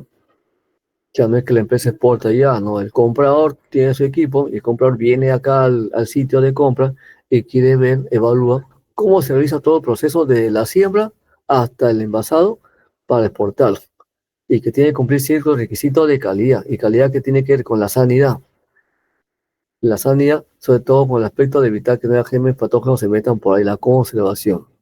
Hasta controlan, pues, recuerdo que hace como 20 años uno hacía por Chavirú, década del 90, y no había comedores en los campos, ni siquiera había baños. Entonces uno se preguntaba, si el obrero tiene necesidad de defecar, orinar, ¿dónde? Porque no hay ni baño. Entonces, que mucha emergencia no lo hacía, ¿no? Y cuando comía, un costadito comía, ¿no? Pero ahora ya no. Consecuencia de ese plan, el global que le impone el comprador, asiático, europeo, americano, le imponen, porque es una cuestión de ver la cuestión sanitaria, con el coche ese plan, ya pues ya han colocado baños en ciertos espacios dentro de los campos, han colocado comedores, también han puesto todos con sus mesas, sus bancos, para que ahí coman los obreros en su periodo de intermedio de trabajo y puedan su tache de basura, todo eso. Pero ahora están con el problema de las aves. Como son frutos carnosos, aparecen aves. Y algunas de esas aves son endémicas y no pueden eliminarlas porque parte de las condiciones de calidad es que conserven la flora y fauna, no interfieran, es decir, que sea un desarrollo sostenido. Ahí se complica un poco, porque si no, antes lo que hacían, las eliminaban siempre. Ahora ya no pueden ni hacer eso, ¿no? Ni hacer eso. Bueno, continúo. De epidemiología cosmopolita, especies ovicos, podemos encontrar en cualquier sitio, y la vía de entrada mayormente respiratoria, pero también puede entrar por traumatismo, porque hay aspergilos que causan onicomicosis, hay aspergilos que causan micetomas también, ¿no? Pero no es lo común es vía respiratoria. Periodo de incubación indeterminado, factores de predisposición, desnutrición, TBC, acceso hepático microbiano, alcoholismo, cáncer de diferente tipo, linfoma, una leucemia, uso excesivo de corticoides, VIH y SIDA. Además, tenemos factores de virulencia, lo que le decías, está bien, su germen ambiental, pero debe tener la capacidad de ser patógeno. Para eso, ¿qué debe tener su paquete de enzimas, como cuáles: proteasas, peptidasas, catalasas, fosfolipasas, elastasas sobre todo. Tóxicas micotoxinas, créanme que todos los aspergilos producen micotoxinas, todos los penicilos producen micotoxinas. En resumen, todos los hongos producen micotoxinas, unos más que otros, pero todos producen micotoxinas. ¿Por qué? Porque las micotoxinas es la forma como ellos también matan a su competencia en su ecosistema. Esa es la forma como la matan. Con antibióticos sí, pero no todos producen antibióticos, pero con micotoxinas sí. Esa es la forma como ellos compiten. Y las micotoxinas son sustancias metabolitos secundarios, por eso todos producen uno más que otro, es cierto, uno más que otro, ¿no? Y lo que ocurre además es que hay muchas micotoxinas, sobre todo de tres géneros: aspergillus, penicillium y fusarium, que para que puedan ser destruidas, tendría que someterse el sustrato donde están estas micotoxinas a una temperatura de 200 grados centígrados, que es un montón. Por lo menos ¿cuánto? Por lo menos mínimo un par de horas, 120 minutos, para que recién ahí puedan ser destruidas. Si no, no. Entonces yo tengo una carne con micotoxina, de repente, de un aspergillus.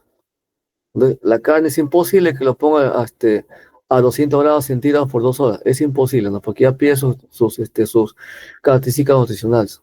Entonces, han visto otra forma, es otra, no es la parte de clínica, es la parte veterinaria, pero han visto otra forma porque, por ejemplo, yo le doy de comer granos con aspergilos o granos con micotoxinas, porque estos aspergilos a las aves o al ganado vacuno consume las micotoxinas, y ellos tienen problemas de repente con hemorragias digestivas, las aves, o abortos, que si yo, vulvovaginitis, abortos, hasta afecta el cerebro.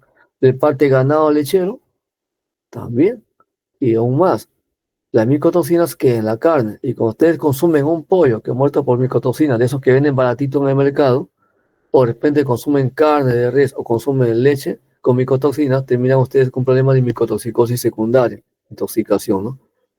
Y se piensa en muchas cosas, menos en eso. ¿Por qué razón? Porque no hay la prueba para detectar micotoxinas en sangre. Esa no lo hay, ¿no? Y termina siendo, pues, ¿qué? ¿Problema de qué? Problema de indeterminado. Como que así va la cosa, pues, ¿no? Bueno, forma clínica, dice aspergilosis pulmonar. Tenemos la aspergilosis angeles. Cuando alguien entra en un ambiente y comienza con el achis, huele a humedad y comienza con el achis. ¿Por qué razón? Porque al entrar, de momento que abrimos la puerta, creamos corriente de aire. Y eso implica de que va a estimular que si hay esporas de hongos por ahí, se levanten, porque son bien livianas, ¿no? Se levanten y comenzamos a aspirar esas esporitas y comenzamos con esto, ¿no? Es decir, rinitis. Y personas que son más sensibles, de repente terminan con alveolitis o un ataque tipo asma, ¿no? ¿Qué va a ocurrir ahí? Los IgG aumentan, los IgE que tienen que ver con reacciones alérgicas aumentan, los eosinófilos también aumentan. ¿Quiénes ocasionan esto? Tenemos aspergillus fumigatus, flavus, terios, nidulas, metidos por él. Después, igual, ingresan por vía respiratoria y tienen pues los aspergillus, persona que está con su TBC o está recuperado su TBC. Entonces, ¿qué tiene que hacer? Dice pues, o con acceso a algún tipo, a histoplasmosis, carcinoma, un cáncer del pulmón. Entonces, ahí, si hay cavidades, ahí sí está el aspergillus. Y como hay pues gran cantidad de oxígeno, comienza a desarrollarse y formar lo que se llaman pelotas, bolas, ¿no? Masa de micelio, que cuando el paciente comienza a toser, a expectorar, incluso hasta con sangre después de una tuberculosis, uno ve pues incluso unos sílices, se puede hacer unos sílices y ven ahí Aún se inician para micobacterium y termino viendo hifas con cabezuelas, que me indica que es una colonización, coloniza ahí. Pero puede quedar ahí y no ir a la parte sistémica, es decir, no hay invasión. O sí puede ir a la parte sistémica, ¿no? ¿Quiénes están metidos ahí? Fumigatus, Niger y Aspergillus. O puede invadir, como le decía, ¿no? Invade, ya no se está solamente en el acceso, en la cavidad, se desarrolla más, invade. Entonces hay una afección de parénquima por pulmonar. Por ejemplo, acá vemos una fotografía. El pulmón debe verse oscuro, pero manchas claras que indican que ahí hay destrucción de tejido. ¿Por qué razón? Porque el hongo comienza a desarrollarse y alimentarse de ese tejido. La sintomatología marcada con tos mucopurulenta, hemoptisis, fiebre y diarrea. Vemos esos síntomas, son los que presenta un paciente con TBC, ¿no? De ahí la confusión. Hay una aspergilosis diseminada, rara, y de mal pronóstico. El paciente con eso es muy difícil. Todo que es muy recalcitrante estos gérmenes, ¿no? Los tratados son muy recalcitrantes. Ya incluso uno saca una muestra y ve las hifas ahí formándose bola de masa de hifas. No hay esporas, solamente hifas con crecimiento característico. A partir del foco pulmonar invasivo y se disemina por vía hemática a cualquier órgano que generan cuadros granulomatosos, como acumulación de granulocitos, ¿no? Trombóticos pueden obstruir lo que es las arterias y producir trombosis, y eso como consecuencia también necrosis. Pues viene la aspergilosis cutánea, dice úlceras necróticas. Si hay un mal uso de repente por colocar una sonda, catéter o cánulos, hay una mala colocación y termina causando un trauma en el paciente, una herida, y por ahí comienza a desarrollarse aquí el aspergilo, ¿no? Se inicia como pápulas tematosas, luego placas hemorrágicas. Y vemos así, ¿no? Vemos así, por ejemplo, miren acá, una úlcera, incluso acá hasta en la parte de paladar.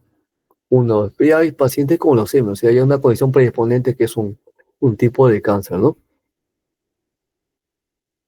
También hay lo que les comenté en una ocasión, pacientes que nos llegan con onicomicosis un poco diferente a onicomicosis por hematofitos, que no hay tantas estriaciones, pero igual, una uña amarilla y con hiperkeratosis.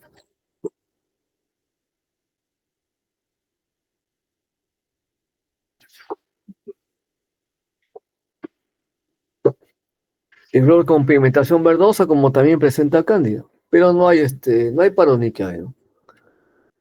Micetomas también, hay micetomas por aspergillus. Y en pacientes quemados, también pacientes quemados que implican pues que la piel se destruye, entonces hay exposición al tejido por debajo de la piel y en ese tejido puede caer pues un aspergilo, como puede caer también un rizopos o puede caer también un muco, ¿no? Y comenzar a desarrollarse y avanzar tanto. Y una foto por ahí de un paciente con mucor, donde ya avanzado tanto que se le había hueso ya, ¿no? Un motociclista que sufrió un accidente con exposición de tejido y se le complicó más en la parte hospitalaria. Hay infecciones en ojos y oídos, que es la clase que va a continuar de acá. Es muy común una otitis, por ejemplo, por aspergilo, ¿no? Se movimiento de individuos con oídos húmedos produciendo otitos externos. O sea, hay que limpiarse, sacarse la cera así, pero también tener cuidado en sacarla, porque después podemos terminar con una inflamación.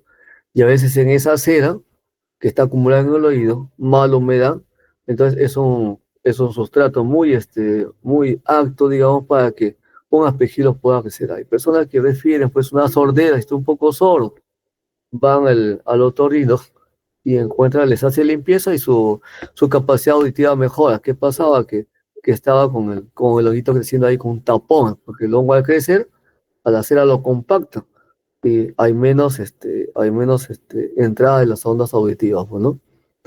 Rhinosinusitis también, bolas fúngicas por aspergillus fumigatus, aspergillus flavus, inmunocompetente. Dice, infección invasiva que genera sinusitis crónica y formación de bolas fúngicas en los senos paranasales. ¿Qué más tenemos? Para el diagnóstico, nuestra muestra va a depender del tipo de afección, pues el esputo, lavado, bronquialveolar, exudado, fragmento de biopsia, en alergia puede haber interhemorreacción, búsqueda eosinófilos, pero lo que uno ve, si la muestra lo permite, nos permite hacer pues una observación en fresco con KOH.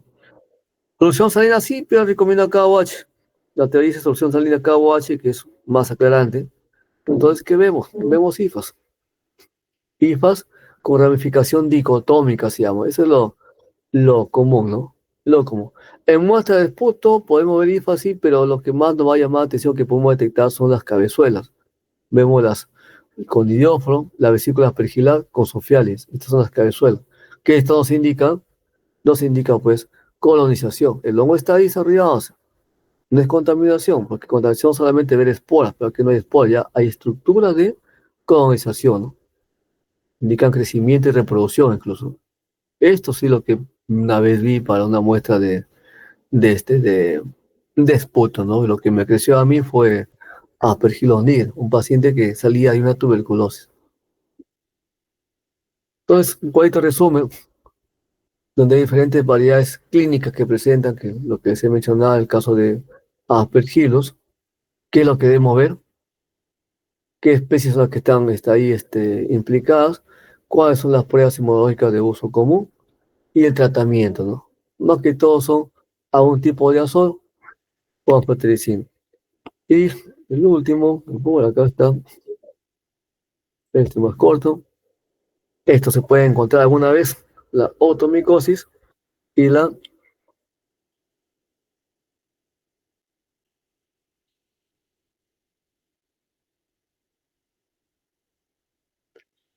otomicosis y la queratitis micosis. Entonces, ¿qué tenemos? La otomicosis, micosis que afecta al conducto auditivo externo, dicen, ¿no? Entonces, ¿qué están metidos ahí?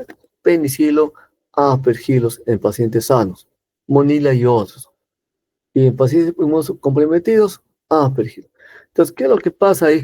Ahí ya no hablamos tanto de que sea un hongo que esté adaptado a 37, porque ese hongo lo que está en la cera acumulada, el oído está húmedo, entonces ahí el microbio se instala y utiliza como nutriente lo que está, esa suciedad que puede estar ahí, ¿no? Acumulada en el oído, o esa cera que a veces como se transforma en un nutriente para ellos, ¿no?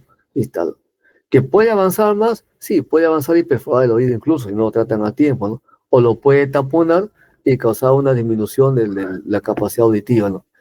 Y dice, humedad, dice, disminución de asegurada superficie de conducto auditivo externo, exceso de higiene, retiro de cerumen,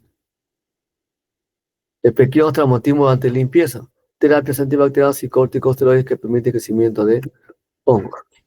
¿Qué tenemos? Por ejemplo, la costumbre de la gente de meterse un clavito, un palito, ocasiona lesión, y también hay. Eh, Se inicia con colonización del conducto auditivo externo por hongos saprófitos de origen endógeno o exógeno, más que todo exógeno, por la de aspergillus, ¿no?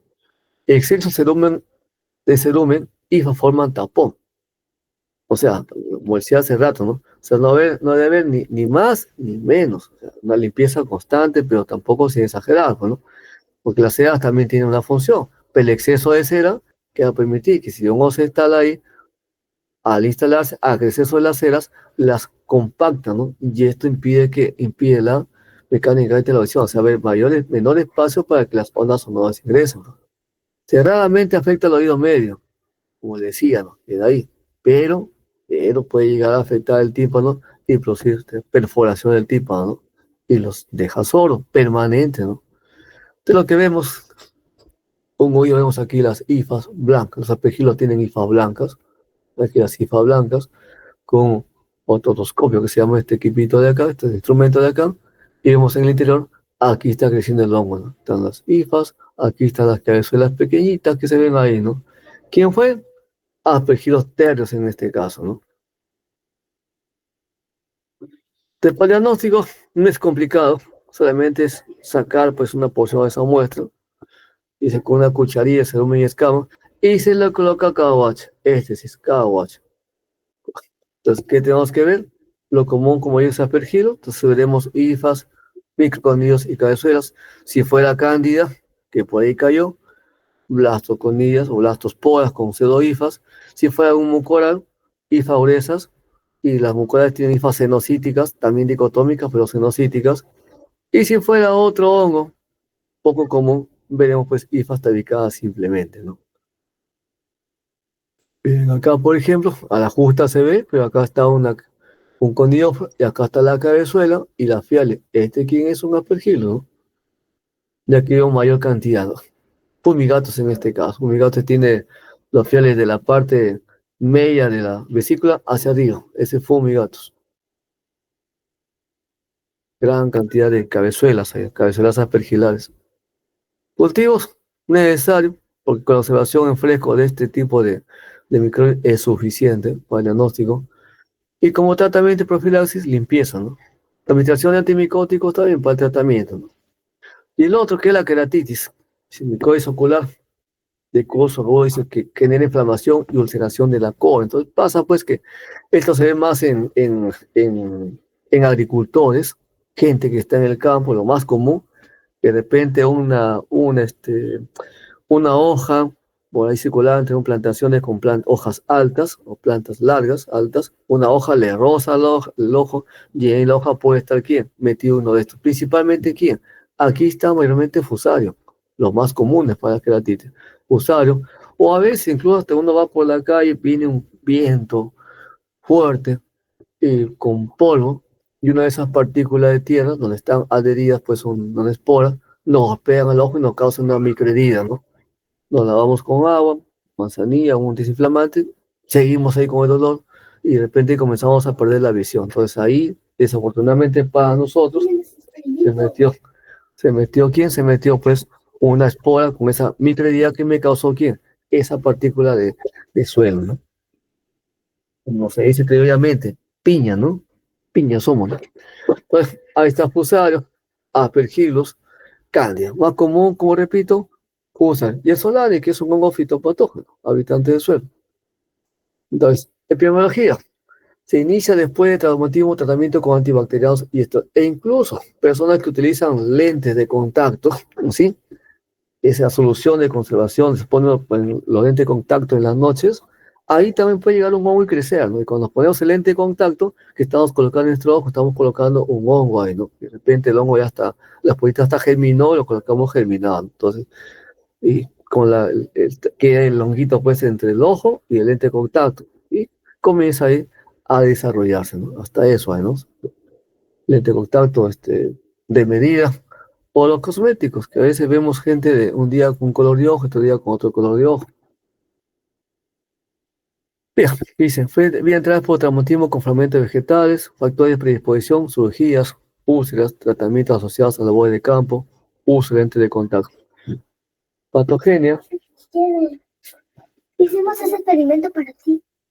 Yo te dejo. No, no. Fíjate.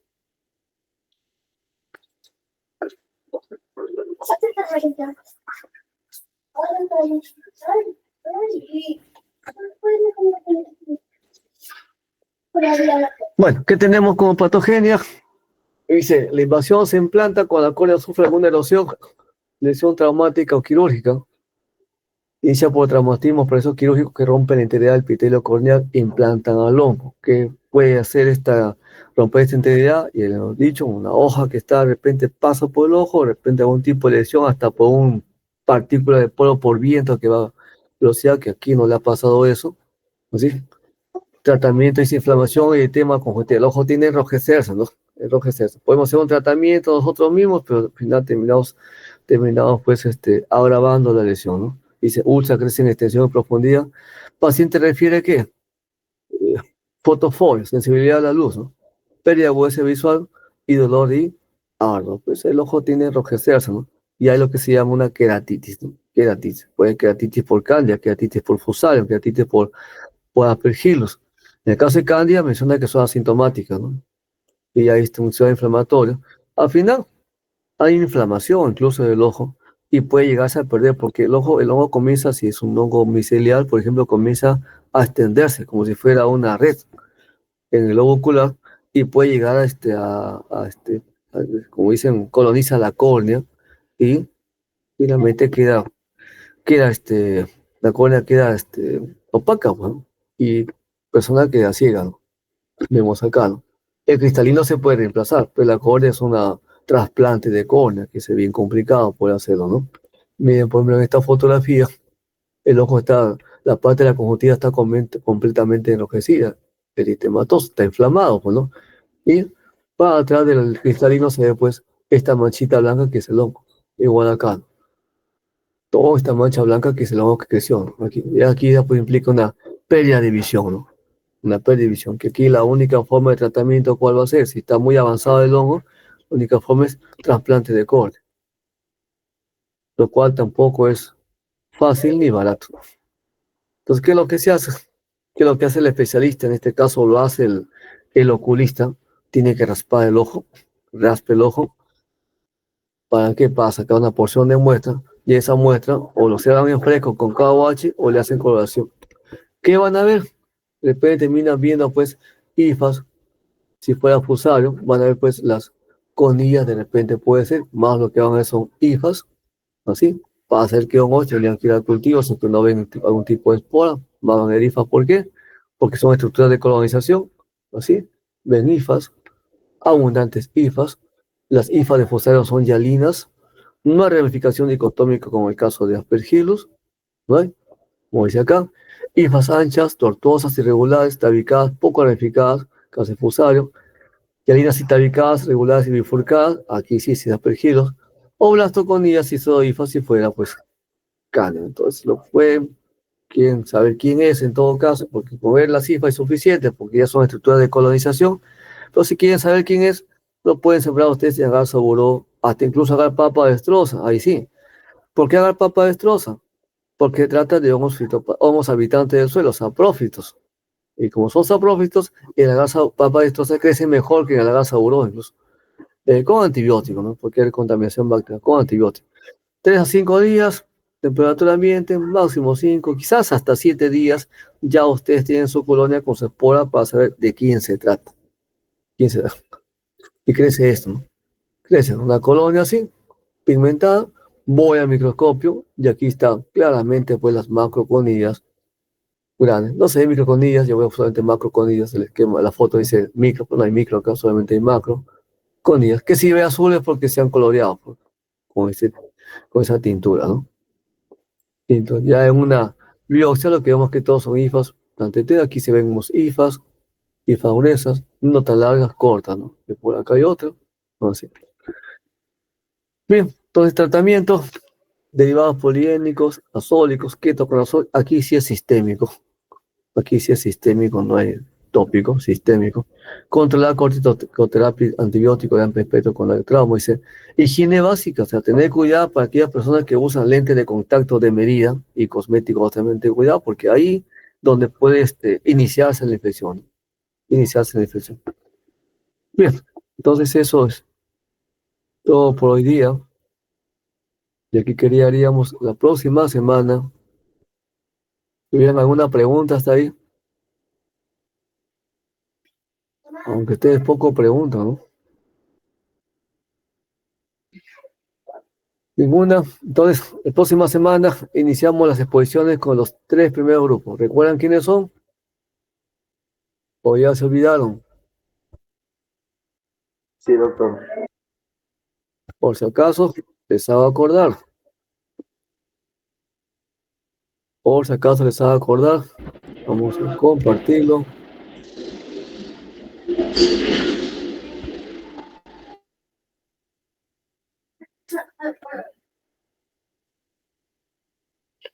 Los que tenemos para la próxima semana.